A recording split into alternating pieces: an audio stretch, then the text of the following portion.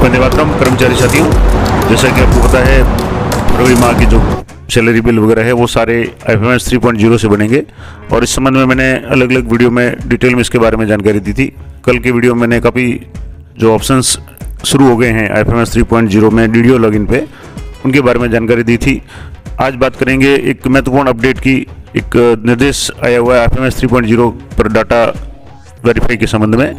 तो राजस्थान सरकार निदेशालय निरीक्षण राजस्थान जयपुर की तरफ से एक परिपत्र जारी किया गया है दिनांक 9/2/2024 को, यानी कल ये परिपत्र जारी किया गया और जिसमें लिखा हुआ है, एक बात मैं आपको बता दूं क्या लिखा हुआ है, उसके बाद में आपको किस तरीके से ये काम करना है उसके लिए मैंने अलग से वीडियो बना रहा हूं, तो वो भी वीडियो आप जरूर देखें। तो इसमें लिखा हुआ है कि वित्त कोष और लेखा विभाग के परिपत्र दिनांक 9565764 दिनांक 27/1/2024 के द्वारा निर्देशित किया गया है कि सभी विभागों में एकीकृत वित्तीय प्रबंधन प्रणाली यानी IFMS के अंतर्गत ऑटोमेशन युक्त पारदर्शिता, सुगमता एवं शुद्धता स्थापित करने हेतु IFMS 3.0 विकसित किया गया है। इसके अंतर्गत माह फरवरी 2024 से वेतन संबंधी कार्य IFMS 3.0 के माध्यम से ही किया जाएगा। यानी जो भी सैलरी बिल वगैरह पे मैनेजर से बनते थे, अब वो फरवरी माह के सैलरी बिल है वो IFMS 3.0 से बनेंगे। इसके संबंध में मैंने अलग अलग टॉपिक वाइज या अलग अलग जो भी इसके मॉड्यूल है उसके संबंध में विस्तार से वीडियो बना रखे हैं। पूरा एक प्लेलिस्ट बना रखी है IFMS 3.0 के माध्यम के नाम से, तो वो आप जरूर देखें, सारी जानकारी आपको मिल जाएगी। उक्त प्रणाली को लागू करने हेतु विभाग में कार्यरत सभी कार्मिकों के डेटा का IFMS 3.0 पर अद्यतन करके प्रमाणित किया जाना है। यानी जो भी डेटा है वो वेरीफाई करना है और प्रत्येक कार्मिक के डेटा को वेरीफाई करना है। विभाग में कार्यरत सभी कार्मिकों को निर्देशित किया जाता है कि वे अपनी SSO में लॉगिन करके, मैं आगे आपके नेक्स्ट वीडियो में इसके बारे में पूरा डिटेल में आपको लाइव करके भी बता दूंगा किस तरीके से आपको प्रोफाइल अपडेट करनी है। तो वे अपनी SSO में लॉगिन करके IFMS 3.0 में एम्प्लॉय सेल्फ सर्विस ESS में जाकर के अपनी प्रोफाइल में आवश्यक वांछित प्रविष्टियों का अद्यतन करें और यदि किसी कार्मिक के जनाधार का डाटा नियुक्ति आदेश के डाटा से भिन्न है तो नियुक्ति आदेश के अनुसार उसे यथाशीघ्र संशोधन करावें। सबसे इंपॉर्टेंट बात मैंने पिछले कई वीडियो में बताई है कि आपको जनाधार से डाटा फैच होगा तो जनाधार आपको अपना अपडेट करवाना है। अगर आपके जनाधार में और आपके सर्विस डिटेल्स में या पे मैनुअल से जो भी डाटा आया है IFMS 3.0 पे, उसमें अगर कुछ भी करेक्शन है, कुछ भी चेंज है, बदलाव है, तो सबसे पहले आप यथाशीघ्र जनाधार को अपडेट करावें, क्योंकि जनाधार से फैच होकर के सारा डाटा आएगा। तो अगर जनाधार में आपके कोई मिस्टेक है और आधार या दूसरे डॉक्यूमेंट्स में सही है और जनाधार में कुछ गड़बड़ है, तो सबसे पहले आपको जनाधार अपडेट करवाना है और प्रत्येक कार्मिक स्वयं से संबंधित जो भी डाटा है उसको दिनांक 13/2/2024 तक आवश्यक रूप से अद्यतन करें। इस स्थिति के बाद किसी कार्मिक से यदि कोई डाटा जानकारी गलत रहती है तो उसका जिम्मेदार वह स्वयं रहेगा। यानी कि जो भी SSO में जाकर के मैं आपको थोड़ा सा बता दूंगा किस तरीके से आपको करना है, प्रोफाइल में कैसे जाना है या लॉगिन कैसे करना है। तो यहाँ से आपको जैसे ही आप प्रोफाइल में जाकर के ESS प्रोफाइल में जाकर के करेंगे तो आपको एक बार ये सारा चेक कर लेना है अपने डिटेल्स और उसको वेरीफाई करना है और 13/2 तक यानी 13 फरवरी तक ये कार्य करना है। तो हालांकि 13 तारीख तो आज 2-3 दिन ही रहे, लेकिन अगर मान लो आपके जनाधार में मिस्टेक है तो आप यथाशीघ्र इसको शुरू करें। और मैंने काफ़ी समय पहले ये बता दिया था कि IFMS 3.0 पे जो भी डाटा होगा वो जनाधार से होगा, तो यथाशीघ्र अपना जनाधार है वो अपडेट करवा लें। और यदि किसी कार्मिक के द्वारा उक्त तिथि तक डाटा अपडेट या अद्यतन नहीं किया गया है तो उसका माह फरवरी 2024 का जो वेतन है वो आरित नहीं किया जाएगा। और इसमें जो 1-2 संपर्क सूत्र भी दिए हुए हैं, किसी प्रकार की जानकारी है तो जो सूचना सहायक और वरिष्ठ सहायक इनके नंबर भी दिए हुए हैं। हालांकि ये जो आदेश है ये निदेशक जो डिपार्टमेंट है उनका है और विभाग में पदस्थापित कार्मिकों को प्रतिलिपि प्रेषित कर निर्देशित किया जाता है कि प्रोफाइल में संशोधन करते समय उसी डाटा को अद्यतन करें जो आपको पूर्ण ध्यान से हो, अनावश्यक अद्यतन नहीं करें। यानी जो भी अपडेट आपको वास्तविक आपके डाटा है, यानी डाटा में मिसमैच नहीं होना चाहिए, गड़बड़ नहीं होना चाहिए, जो भी आपके रिकॉर्ड में है वही आप करें।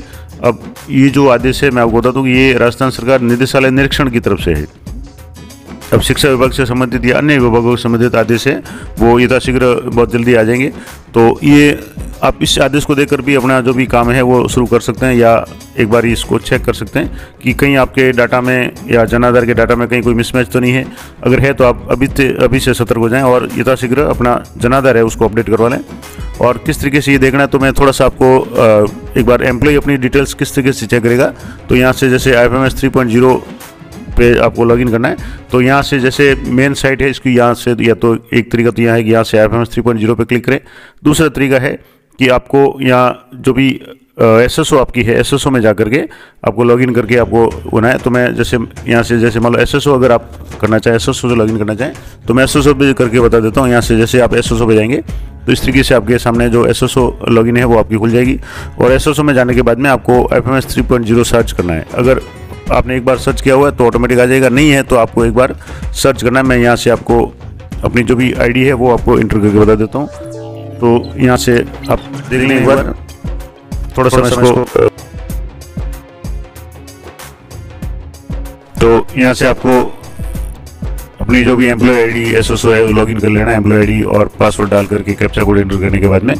और यहाँ से जैसे ही आप लॉगिन करेंगे इस तरीके से आपके सामने IFMS 3.0 खुलेगा। अब इसमें आपके यहाँ IFMS 3.0 शो हो जाएगा, नहीं है तो यहाँ से आप क्विक सर्च में जाकर के भी कर सकते हैं। तो यहाँ से जैसे मैं क्विक सर्च में अगर IFMS 3.0 लिखूँ तो यहाँ से भी ये हो जाएगा। अब इसको जैसे ही यहाँ सर्च ऑप्शन पर आ गया तो यहाँ इस तरीके से शो हो गया। अब इस पर आपको क्लिक करना है। IFMS 3.0 पे क्लिक करेंगे तो आपके सामने दो तरह के ऑप्शन आएंगे। सबसे पहले आपका वेलकम आएगा, आपका नाम, और अगर आपने प्रोफाइल वगैरह अपडेट किया वो फोटो वगैरह तो फोटो आ जाएगा।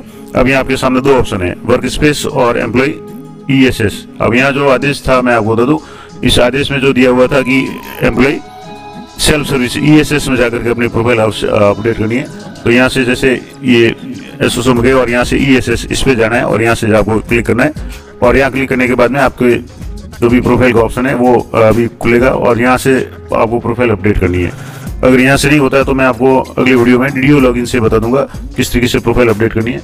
इसके अलावा यहाँ से जैसे इसमें आपको कुछ जानकारी मैं दे दूँ कि जैसे आप लॉगिन करेंगे यहाँ आपका नाम आ जाएगा, आपकी एम्प्लॉय ID आ जाएगी। इसके अलावा पे स्लिप वगैरह अगर आप डाउनलोड करना चाहें तो वो सारे ऑप्शन यहाँ शुरू हो गए, मैंने पहले बता दिया था। यहाँ से आप पे स्लिप डाउनलोड करनी है तो यहाँ से आपको ईयर सेलेक्ट करना है 2023-24, मंथ आपको कोई भी सेलेक्ट कर लेना है जैसे दिसंबर 2023। और यहाँ से आप डाउनलोड का ऑप्शन है और व्यू का ऑप्शन है, पहले व्यू करेंगे तो भी शो हो जाएगा, उसके बाद में आपको डाउनलोड पे भी क्लिक करना है। तो ये आप अपनी पे स्लिप है, इसके अलावा अपना GA55 है वो डाउनलोड कर सकते हैं। फॉर्म 16 वगैरह है, अभी जनरेट नहीं हुआ तो जैसे जनरेट हो जाएगा तो वो आ जाएगा। उसके बाद में अगला है जो भी यहाँ से आपके माई एक्टिविटी में माई पर्सनल डिटेल्स वेरीफाई का ऑप्शन है, तो ये भी आप यहाँ से कर सकते हैं। तो अलग अलग ऑप्शन यहाँ काम करेंगे। अब जैसे वेरीफाई पर्सनल इन्फॉर्मेशन है, ये ऑप्शन अभी कमिंग सून का आ रहा है, यानी अभी तक ये शुरू नहीं हुआ है। तो इस तरीके से ये सारा था, मैंने आपको पूरा आदेश बता दिया किस तरीके से आपको ये ESS में जाकर के प्रोफाइल अपडेट करना है। इस संबंध में जो भी आदेश है, हालांकि ये आदेश निर्देशालय निरीक्षण का है, लेकिन सभी कार्मिक अपने अपनी प्रोफाइल तो जरूर चेक कर लें। अपडेट करना नहीं करना या और कोई अगर करेक्शन है तो उसके लिए आप यथाशीघ्र खास करके जन आधार को अपडेट करने की कार्रवाई शुरू कर दें, लेकिन ये काम आप जरूर कर दें। तो अगली वीडियो में हम बात करेंगे कि कार्मिक अपनी प्रोफाइल किस तरीके से अपडेट करें या वेरीफाई करें, डिटेल्स